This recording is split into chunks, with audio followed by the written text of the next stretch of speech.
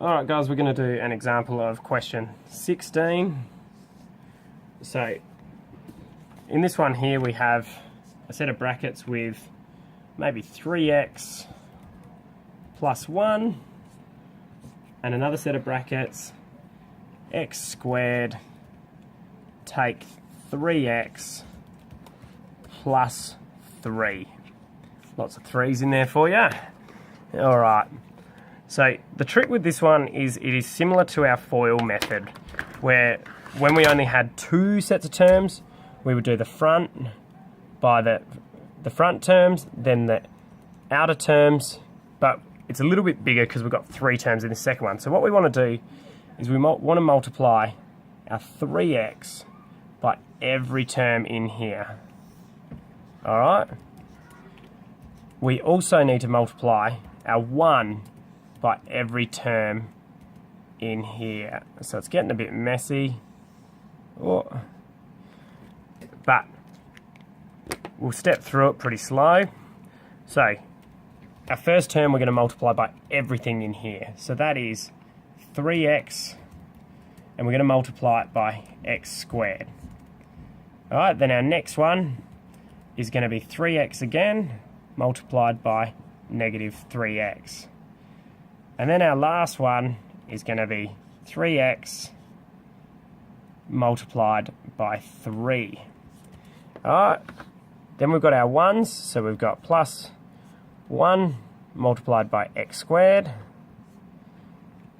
plus 1 multiplied by negative 3x, and then plus 1 by 3. Now we're just going to multiply these terms out. We've written them out. It's all pretty simple now. So 3x times x squared is 3, and then we've got x times x times x gives us x to the 3. Our next step is our next one here, which is 3x times negative 3x. So we take the numbers together, we're going to end up with negative 9, which is 3 times negative 3, and then x times x gives us x squared. Alright, our next step is our 3x times 3, which is going to give us 9x. Our next bit, so the next 3 numbers, we're all looking at them, they're pretty simple. Multiplied by 1, so we know straight off 1 times x squared is just going to give me x squared. 1 times negative 3 is just going to, 3x is going to give me negative 3x. And 1 times 3 is going to give me 3. Alright, now we've got it all multiplied out. We now need to simplify it down. So we're grabbing numbers that are like terms. So our first one here is our x to the 3.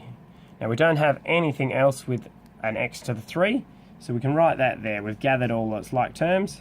Now I like just putting a little dash through something once I've moved it to the next step. Now next one is we're gathering the x squared terms. So we have negative 9x squared plus x squared.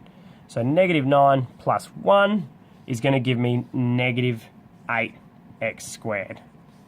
Alright, put a dash through that and a dash through that because we've done them.